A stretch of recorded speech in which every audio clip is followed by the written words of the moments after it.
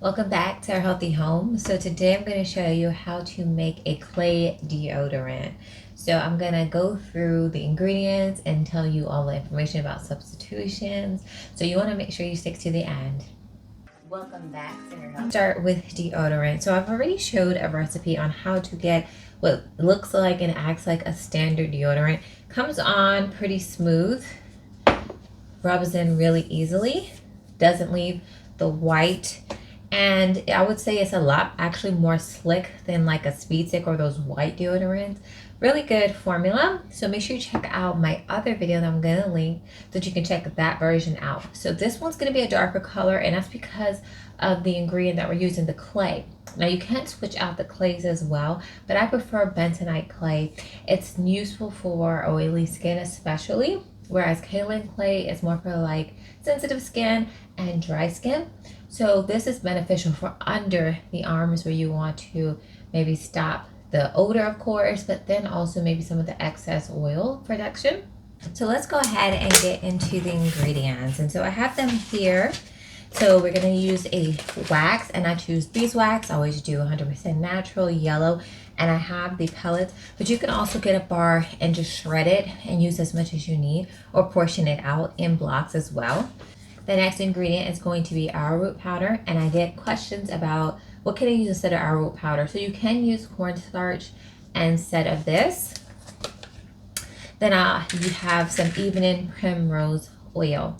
Now, if you don't have any evening primrose oil, or you don't want to use any of it, just omit it. We're only using a very little bit here, and I'm using it for its medicinal properties because this can actually help with balancing hormones, and that can be a cause of why some people may have more sweating and etc. Then we're also just going to be using one oil, and we're going to be using grapeseed oil. Now, if you don't have grapeseed oil, if you don't want to use grapeseed oil, fine. Use maybe an olive oil. But maybe I would not do the coconut oil because it can be a little bit comedogenic on the skin. So I would probably just use that for like hair. So any kind of light oil, maybe even an apricot oil, would work in place of grapeseed oil. And then our clay. So I have bentonite clay here, and I do recommend using this clay because it can help with it's good for oily skin especially. So I think that would be good underneath our arms. And also the clays are just very detoxifying as well. So if you have any kind of a hormone imbalance or whatever that's causing you to sweat more or anything like that, this is a great addition. And then we just have our essential oils, which are going to be tea tree oil, antibacterial, antifungal oil. Also going to use some eucalyptus, and I'm only going to use a little bit of eucalyptus. Then we have geranium oil. Now this can actually help with excess oil production as well. And I like the scent of this.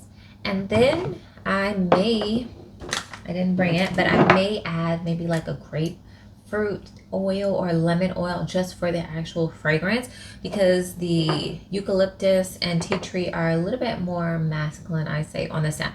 So this is a really easy recipe. And I've went ahead and added all the links below so you can do this. I'll have the containers, I'll have the ingredients, the measuring cup as well, and I'll even go ahead and put in the stainless steel mixing bowl that I'm going to be using. And so what I have here, this little contraption set up, is just putting the stainless steel bowl inside of a wider pot. And so this is a stainless steel pot here. I like to use stainless steel, non-reactive, just like when you're canning. And so you just put a little bit of water, about 2 inches or so, and this is just going to be able to melt everything without having direct contact. So we're going to go ahead. I always have the recipes down below in the description, so you'll have to click the link so you can see the recipe on this one. So I'm going to go ahead, and I do recommend the deodorant containers that I will have are ones that look like this, that you can just fill from the top instead of having to turn it upside down and fill it. And the reason why, where the other ones, they'll have a little cap, so it'll look like when you just get a fresh deodorant, you have that little spot at top. But I find that you have to kind of melt it a little bit to get the top off without it actually coming off with some of your deodorant. It's just an extra headache, and then you can't see if you've filled it up exactly. You'll have to measure it out. So it's just easy for beginners just to use this, and this is refillable, whereas the other ones you, as far as I know, cannot refill them. So once I got pretty much none left, I went ahead and did this. And so this one also, I just had it for reference, but I didn't have as much when I filled it. So I'm just gonna go ahead and put this other one on top. It's really not going to matter. Now with this recipe, you can change this recipe to add a little less of the wax. And the reason why is because of the high wax content, and I don't have a butter in this recipe, where I know some people don't want to put a butter underneath their arms or whatever, but I always like that because it makes it softer. But in this recipe, you can take off maybe a teensy bit, let's see, maybe a third of the amount, and put an actual butter in place, a solid butter. And that's gonna make it a little more slick. It'll be easier to come on. If you have underarm hairs, this deodorant will be it will kind of be maybe stick to you a little bit. But I really like this formula. But this, I would make it only in 1 or 2, and make sure you're using it, because after about 6 months, it will get a little harder. So again, if you want to make this in bulk, take about a third of the part and use it simply, and keep the ones that you're going to be using within that 6 months. All right, so I said a lot. So what I'm going to do is, first I'm going to put in the beeswax. Now, I'm not going to take out my measuring, or I'm not going to take out my scale for this. All right, so I'm just going to portion out. I'm not even going to, and I've been doing this for a really long time. And so I've tried it many different ways with many different measuring tools, and it all works fine. So I always just go ahead and put the wax on the bottom, and I do that simply because that's going to take the longest to heat up. So I'm just going to go ahead and put the oil right on top.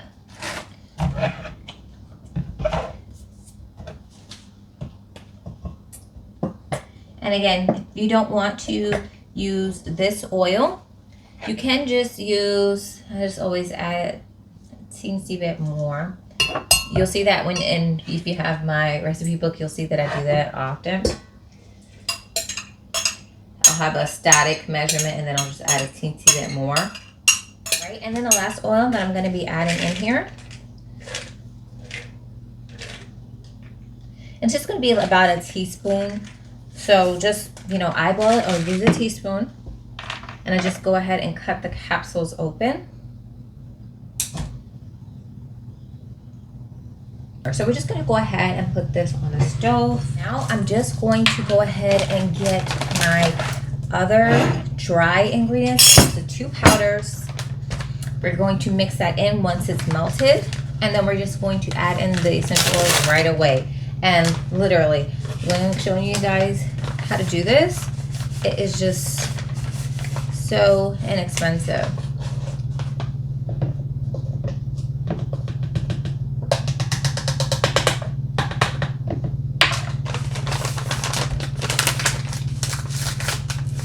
And this arrowroot, I only use it for products, so it's not a problem for me to add it in there like that.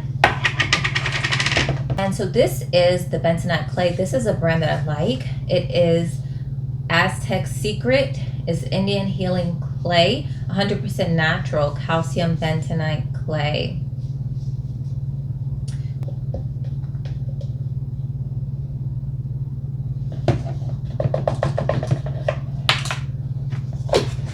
So literally it's that simple. And if you wanted, you could actually, and so I will do that. I'll go ahead and add in my drops of everything here, and I'm gonna see how it smells.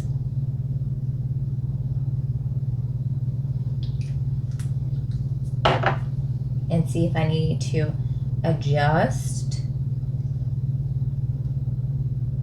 And the type, and I did a little extra there of the tea tree oil, but this is enough for 2 different bars, 2 different deodorant. And so I could actually use a lot more of the essential oils if I wanted to. So this is a tea tree oil I like. It's from Spring Valley, and now this is actually from a product of South Africa and Australia. So I really like this one, and it's sold at Walmart, and it is very inexpensive. Okay, so I like the base of the smell. I'm going to be adding in just a little bit to make it smell a little bit more woman friendly. And literally, so we put all the ingredients, and it's just going to be mixing this into that once it melted. Really simple. With, and because it smells so good, grapefruit essential oil. I like it. And then, of course, you know that you're adding this in, so it's not even going to be as strong as this smells. So you just put it.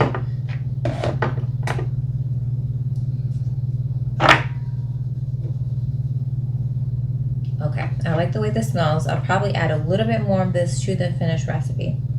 All right, so let's go to the stove. So we are on the stove here. You can see that beeswax is starting to melt just a little bit. Gonna make sure it is all the way on the flame. Right now I have it on a 4. If I hear the water start to get to hum, to get to a boil, then I'll turn it down just to simmer. Now, to answer the question of why don't I just put the essential oils with the oils, and the reason why is because you want to put them last. You don't want them to get in contact with the heat because it can degrade some of the benefits of it. And so I'm not going to put it there. And that's also why you're not putting it directly on heat, just putting the oil inside the actual pot. So we can see how the water is moving here. So I'm going to go ahead and put it on low. So everything is slow and steady.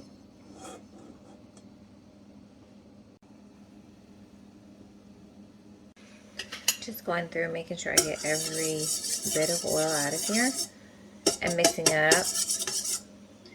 And I find that by coming in there and just mixing it up, it does help it to melt a little bit quicker.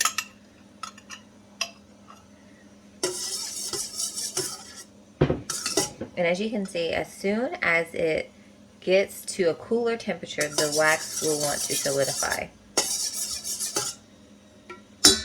And that's why we're using it and mixing it, diluting it, just so it can stay at a nice solid at room temperature.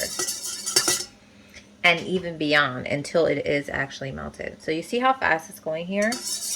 Right before your eyes. And I do like to just make sure I melt everything here.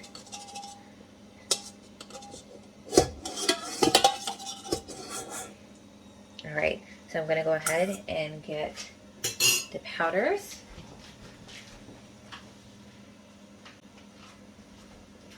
Which I had right here. And I like to do things quickly. So I'm just going to put it all in here. Mix it up. It's going to be nice and thick. Now you can do a little bit at a time, I guess, but I've never noticed any kind of issue with it blending. So you see the color of it here. So it is very dark and pigmented. And if you don't like this color, if that's a problem for you, I did show how, you know, the colors don't show or anything. Look how smooth it gets without doing it in batches.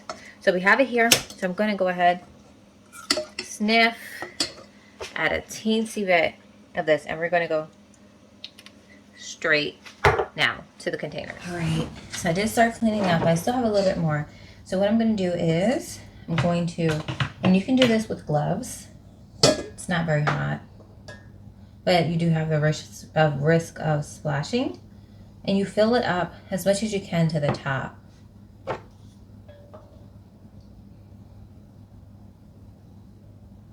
And I find sometimes with the recipes you get a little extra. So what I do, like this is filled all the way up. You could squeeze a teeny bit more into each of the containers. And like if you're a person who goes to the gym or whatever and you want a small little portion size, you can do like a little salve size jar. So here are like little salve containers. And I'm gonna go ahead and pour the rest of that into here.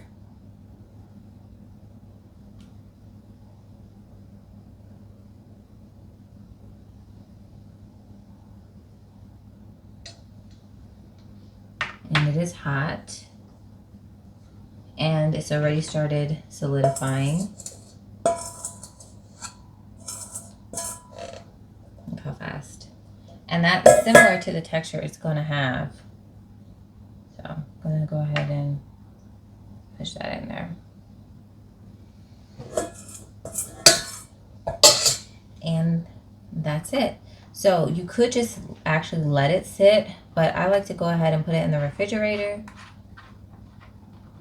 just to help it to harden, and just so I know that no one's coming at the table and moving it and then it spills. All right, so I have put it in the fridge just enough that it is a soft solid.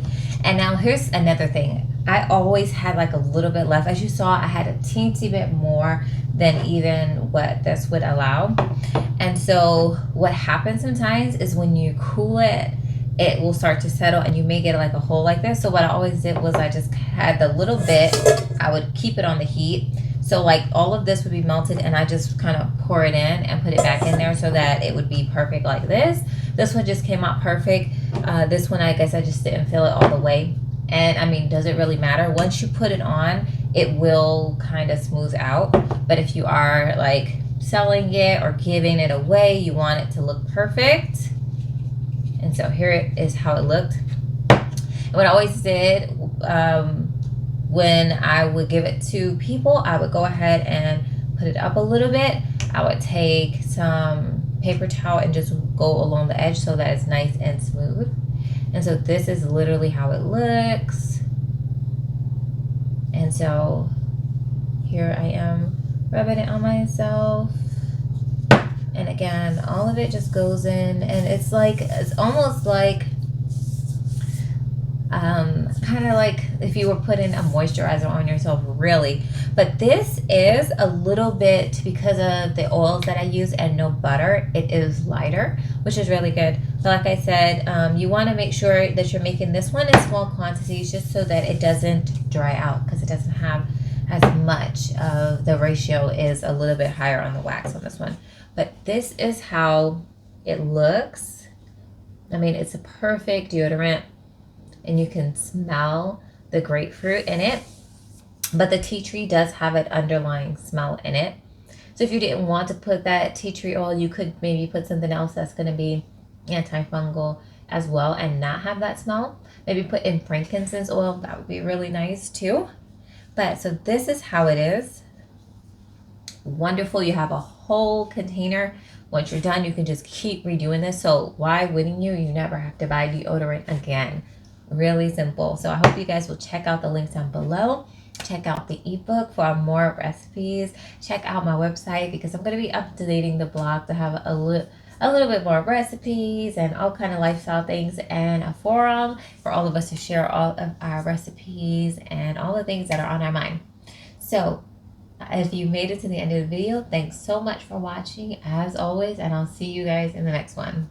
Bye.